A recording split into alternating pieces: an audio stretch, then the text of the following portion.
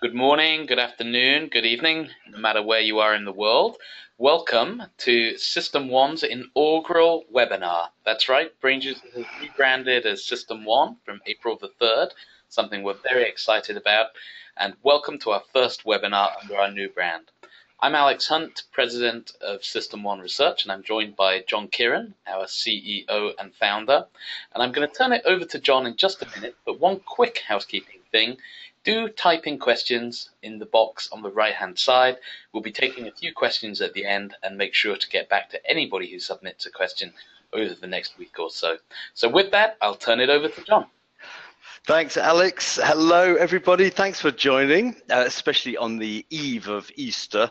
It's an exciting time. What we're going to do is a little bit, if you'll indulge us, a little bit of history, the 16 years of BrainJuicer, in order to set up and explain, hopefully, what is the next chapter as System1, the reasons for it, why are we doing it, what are we hoping to bring, to clients and the market. And then we're going to give you a sneak preview of our book, System1, Unlocking Profitable Growth, the first chapter of which is online at the website. And we're going to serialize each of the 5 chapters, one a fortnight, with the printed version in June. But we're going to give you a sneak preview of the headlines of all of that. So 25 minutes presentation, 5 minutes questions at the end is our ambition. We'll see. So where I wanted to start was BrainJuicer. When we started, I started this January 2000, Millennium Madness. And the ambition was to be a game changer in market research. I suppose I've worked on every side of the research field because I was a client at Unilever as a marketeer, and then I was a researcher at Unilever, and then a planner at Publicis, and of course now, as an agency purveyor of research services. And my frustration was always that the statistics, particularly the quantitative side of market research, was predictive up to a point and no further. And it really never seemed to help or predict the famous marketing, whether it was innovations or advertising, that actually is what drives profitable growth, is what drives businesses forward. And so from a very early stage, we locked on to behavioral science. I was looking for a different way of understanding human decision making that was not just statistics, which I guess has been market research, for 100 years. And psychology provided the answer. So decision science, if you like, Kahneman and Tversky, their work was still really in academia. It was starting to be picked up in economics, but it wasn't anywhere in market research or marketing. And the 16 years has been a journey for us of experimenting in trying to apply the thinking about how people really make decisions to better predict innovations, advertising, brand initiatives, everything. And I think in large part, we have achieved that ambition. The scale is still to come, but the industry has really moved in our direction. It's embracing System1 thinking.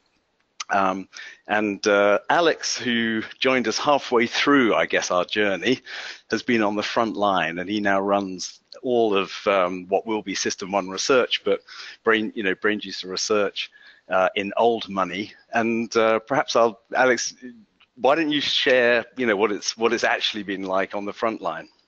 Well, it's been a lot smoother, I think, for the second half of the first chapter than perhaps you experienced at the beginning.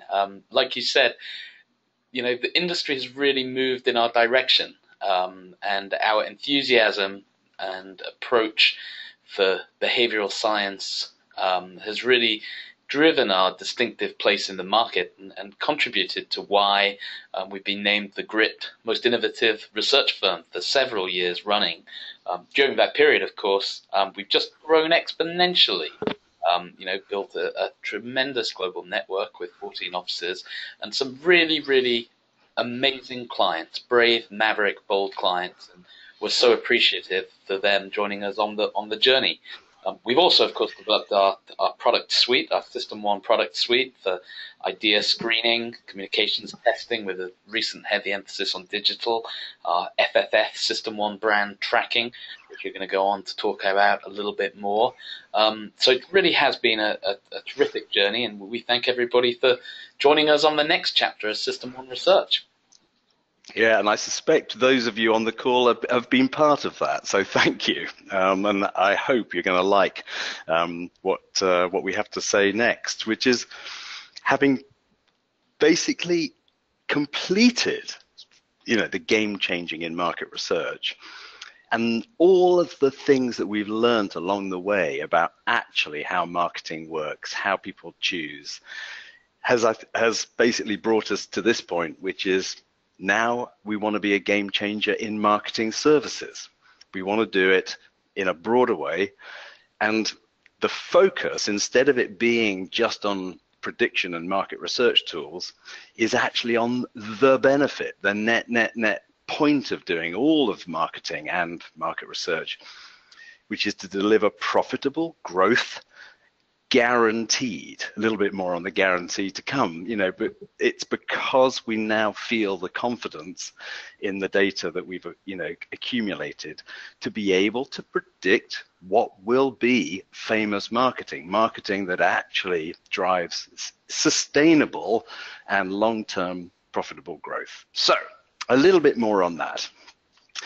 The System1 Group purpose: leading clients to 5-star marketing and profitable growth. There are 2 legs or arms of the group.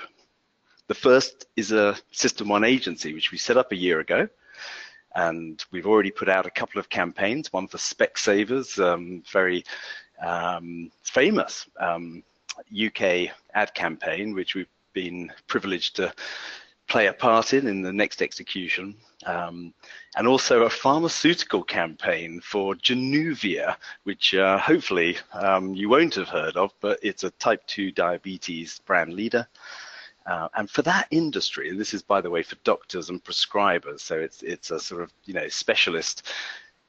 It's a woman on a beach, fully clothed. It's a British beach, by the way, so not much sun, just jumping for joy. And it's down with sugar, up with life. Simple, but pretty revolutionary for that industry. And it was a 4-star idea. And we're working with a number of multinationals now to apply the same, to generate great advertising. And then predict. So we can produce 5-star marketing, and obviously our core, which is what we've been about, is being able to predict what will be successful, profitable marketing in System1 Research, which Alex leads. So that's the reason to really change. And it's a bold move. Many have said it's a brave move, but it's like we've finished chapter 1 and we want to begin chapter 2 and take a broader approach to the market and a bolder one, really, in terms of contribution. And the book, which we're going to give you a sneak preview of, is really the distillation of all of that work and data collection and proof applied to innovation, advertising, brand building, and shopper. So I'm going to give you a little sneak preview because we won't be releasing each of the chapters for a little while. Decision making. I suspect the fact that you're on the call, System 1, System 2 will be very familiar language with you, and you will also, I suspect, know that the essence of it is we think much less than we think we think. The whole notion of the left brain, right brain, 50-50 rational, emotional is an aspiration. That's all it is. The reality is we use our System 1 emotional, intuitive, instinctive brain to make pretty much every decision. And we have a limited capacity for system 2, the cognitive, slow, mathematical thinking. And we generally use it to post-rationalize, our decisions. One of the little exercises we put in the book is this. And I know you will have heard other ones like the bat and the ball, but quickly say the color the word is written in as you read each word. I'll give you a moment.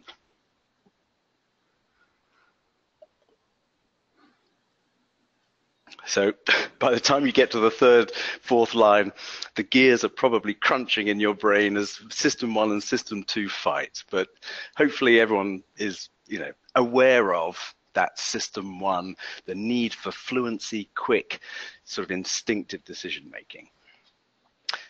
Chapter 2 is then the first of the applications, innovation.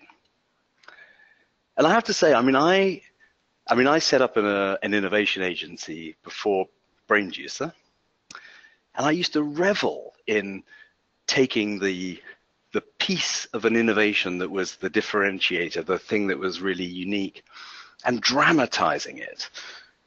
But I have to say, after years of working with behavioral science and what actually makes things work, I have come to realize, and this is now the philosophy that we've embedded and expressed and explained in the book, is that successful innovation is fluent innovation. And what makes something fluent, something easy to buy but very attractive, is the sense that it's 80% familiar, 20% new. Human beings, we love some novelty, but actually we don't like too much change. We don't like things that are too unfamiliar.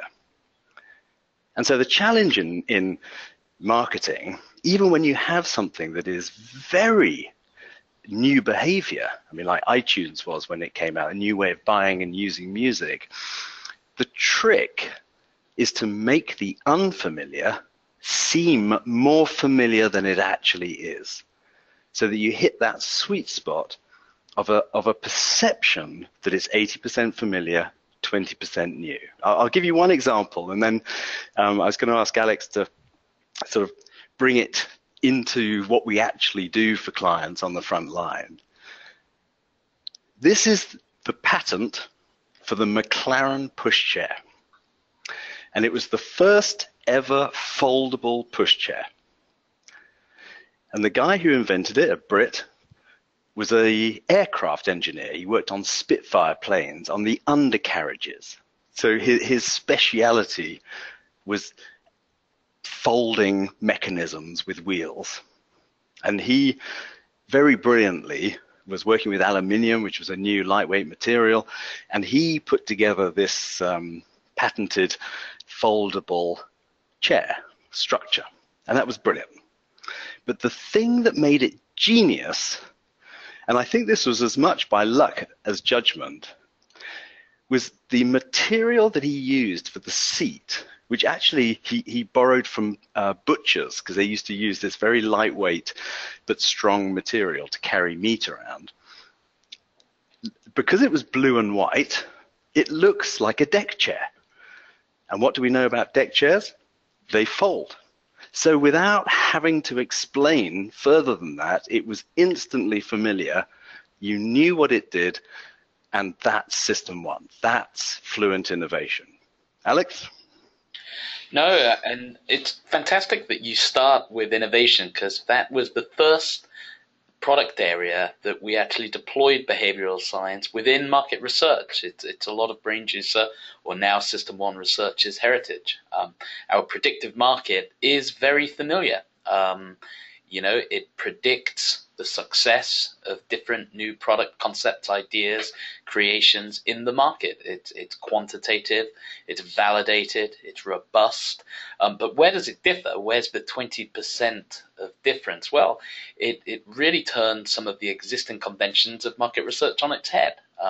It asks people to project how successful they think an idea is going to be in the market as a whole versus whether or not they themselves would go out and buy it.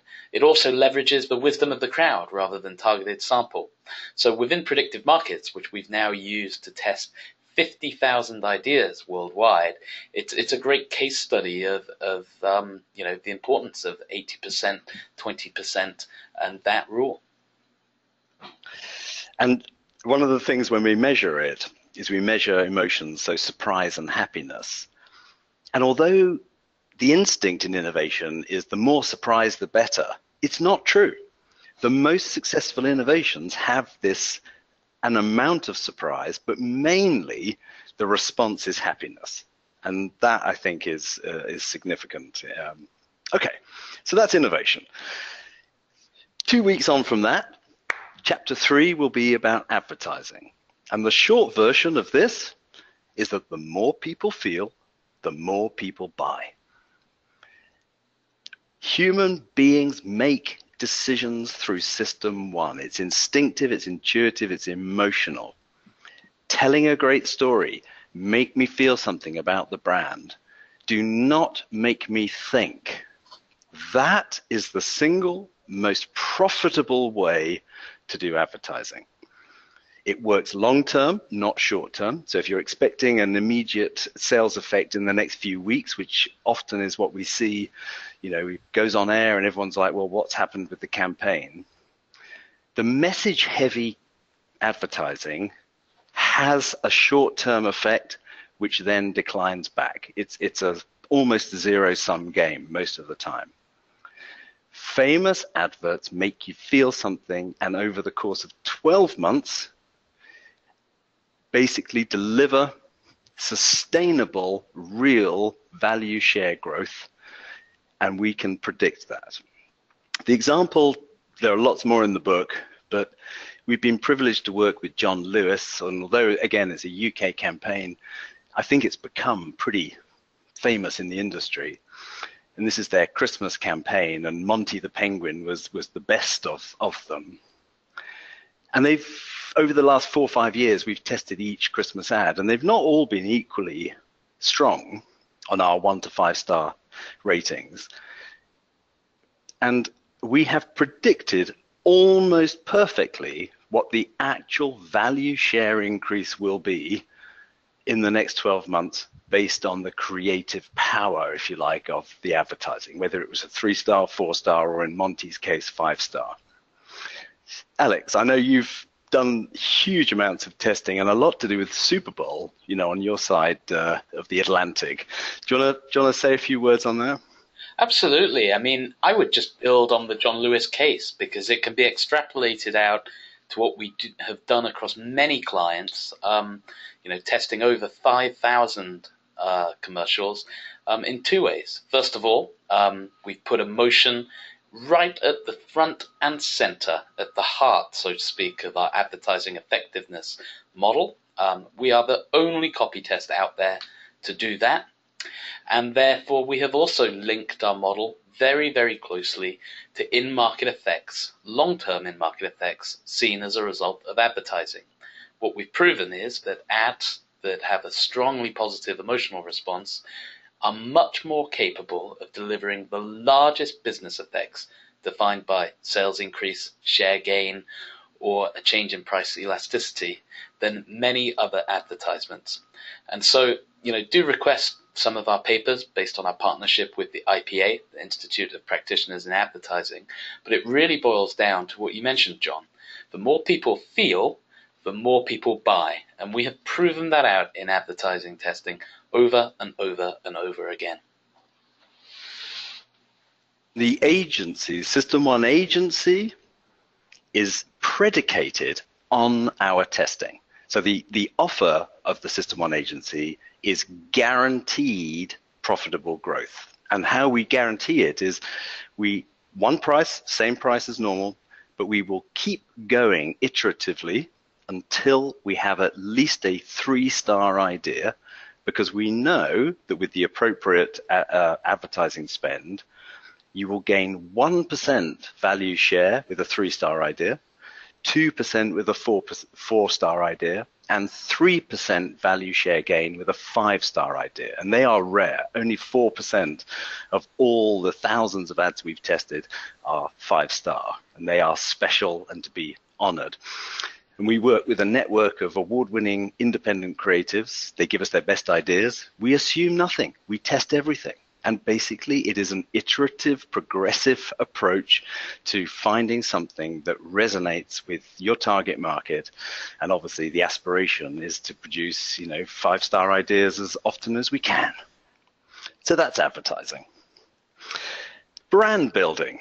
So this, in a way, is a sum of everything, all of the marketing activity, and the tracking, that is normally filled with 45-minute questionnaires of endless atomized attributes. What we say and what we have proven is there are really only 3 things that drive profitable growth. Fame, how quickly your brand comes to mind in that category. Feeling, literally the sum of feeling that your brand generates. And fluency, the distinctiveness of your brand, the things that make it stand out. Not differentiation, not product advantage. It's the white earbuds of Apple that made it distinctive. They're not even particularly good earbuds. It's the Coca-Cola bottle shape, which has no effect on the actual drinking. I mean, it does psychologically, but not functionally. The best example I can give you is we applied this to the US election. So instead of asking people how they would vote, we just measured the fame, feeling, and fluency of the candidates. And this was when they were nominees. And you can see from this, Donald Trump and Hillary Clinton were they were the way out ahead of anyone else. Bernie just didn't have the fame, outside of Vermont to catch Hillary. And we predicted that Hillary and Trump would win their respective nominations. And this was January 2016. You can see that Trump just had the edge. They were both as famous as each other. They were actually both hated equally, more than they were liked. But on fluency, Trump trumped, if you like. He hit the hair, the wall, the mad statements. He had much greater fluency, distinctiveness than Hillary. And the result is genuinely surprising to much of the world and to the pollsters. Alex?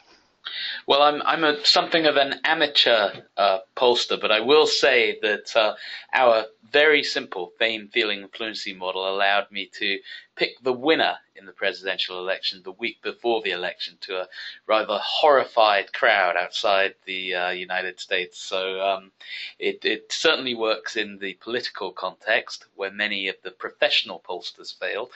It definitely also works in the commercial context. When we translate fame, feeling, and fluency and look at the extent to which it reflects in market growth, the commercial brands, and this is for over 150 brands across 5 continents and in more than 15 categories, we see a correlation greater than 0.8. So a very, very, very strong relationship. And the simplicity of the fame, feeling, and fluency model is really what drives its adoption among clients as well as its linkage in market performance. Yeah, and I think it's the predictive power of a tracker, which is very compelling, I think, for clients. It's very new. It's not just a rearview mirror of, what marketing activity you've done. It's a sense of what is about to happen, given what you're doing. P.S. If anyone's watching the French election, the fame, feeling, and fluency is predicting a Le Pen victory. So you can hold us to account for that if that's not the case.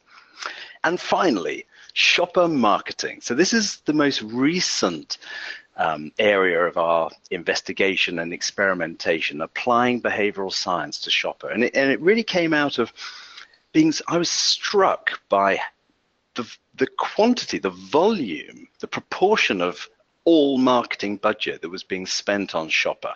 It's at least 50% of total marketing budget in most companies. And in many cases, it's almost 2/3 now.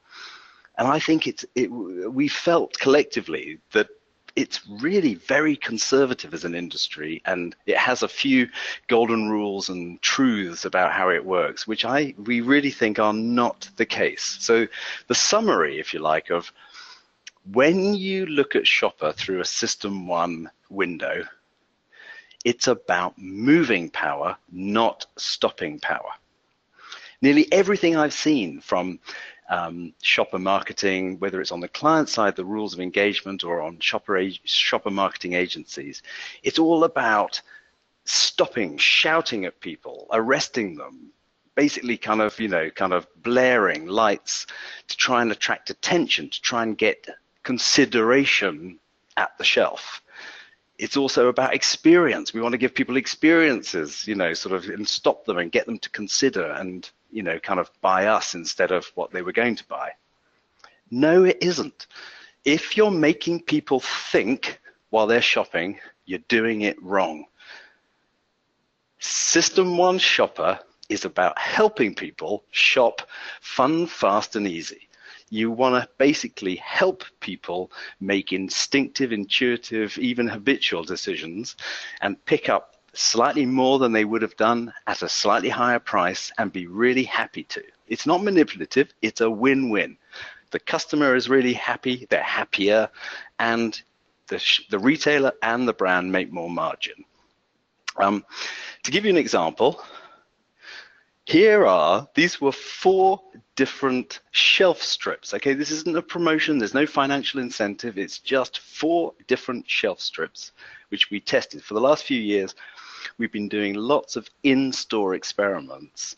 So physical, and I mean, anyone who's been involved in this knows it's hugely ambitious, but it's also hugely costly and time intensive to make these experiments happen, matched for stores.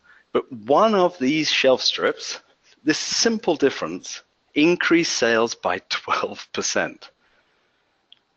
And it's not the one that looks aesthetically most interesting with all of the Shaw packs lined up together. It's not the one that has the lady spraying under her arm, which is, much more engaging, is interesting. It's the one with the hand grabbing the pack. Why? Well, because mirror neurons, it basically suggests what to do. And the suggestion is pick up a pack. And that's exactly what people did, 12% more, just through that. The key, though, is can we find a way to pre-test, to test these activations, these interventions, in order to basically know which one's going to work? And Alex has been doing a huge amount of work with a partner of ours, Sci Futures, using the latest VR technology to recreate stores and shelves, which you can do now at a reasonable cost. And then you just get people to go shopping. 3 minutes, 2 minutes, you've got a pet, shop the aisle. And you change one thing, you do it quantitatively, you don't ask any questions, because by definition of the fact that people shouldn't notice what's going on, you can't ask questions because you're asking for a cognitive, considered response, and it's not very predictive. Alex? No, that's absolutely right. And I think virtual reality, of which we are through our first round of piloting, should have something to take to the market this summer, really is the future of market research. What we've seen in our piloting is 2 things. Number one, you can absolutely recreate reality. We recreated that reality at a sort of 0.9 correlation to real world behaviors. So we know that it works. And then number 2, you can control the environment very, very quickly and pick up and test lots and lots of different nudges, point of sale activations, all of those little hunches and hypotheses that shopper marketers have had for years and years can now actually be tested quantitatively and validated. And that's tremendously, tremendously exciting. So more to come on that. Very good. So if you haven't, thank you. If you do, you can visit our new website, system1group.com. Prepare your retinas for a lot of explosive color. And if you want the book, there's a link here to basically request it, and you can follow it chapter by chapter as it comes out. So, Alex, I'm afraid we haven't done any better than our slightly better than our 30 minutes earlier. Questions? Well, we've got lots of questions coming in, so let's try and do 3 of them really quickly. And the first one is a bit of sadness from somebody listening. Apparently, they're sad that the BrainJuicer name is going away because they very much liked it. And their question is, what other client feedback have we had on our rebranding? Yeah, there's a certain sadness. I mean, I feel I share that. I invented it, I started it, and it was right. It was distinctive, and it helped us in market research, and the name suggested exactly what it was doing, juicing people's brains. But that chapter and that mission to basically be a game changer in research, I think, is done. And that's why System1, which we were the pioneers of, applying this thinking to marketing, we want to own it. But more than that, we want to apply it to a broader marketing context to achieve profitable growth. And, all good things must come to an end. Hopefully this will be something even better. And it's a big bet. It's bold. We don't know how it'll go. In the end, it's what you make of it.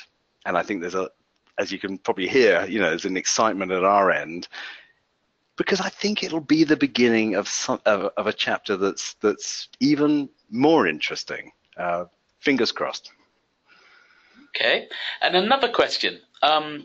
It was obviously Daniel Kahneman that first coined the term System1, and the question is, what does Daniel Kahneman think of our rebranding? Well, I can tell you, because I emailed him and told him about the name change and sent him a copy of the book. And his answer, thank you. I love it. I don't know him personally. I've met him once, but yeah, he's a fan. Well, that's certainly good for everybody to know. So one last question, John. It's a quick one. When is each chapter of the book going to be available, and how do people get a copy?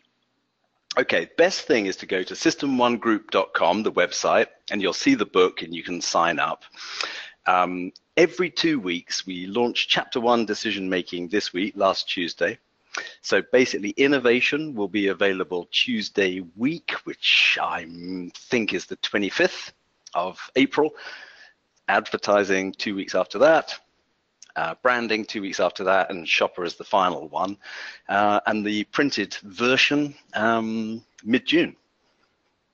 Great. Well, happy reading to everybody, and please do request a copy. And also, thank you for joining us. We'll get back to everybody who submitted a question in the next few days. And in the meantime, have a wonderful Easter. Happy Easter. Thanks.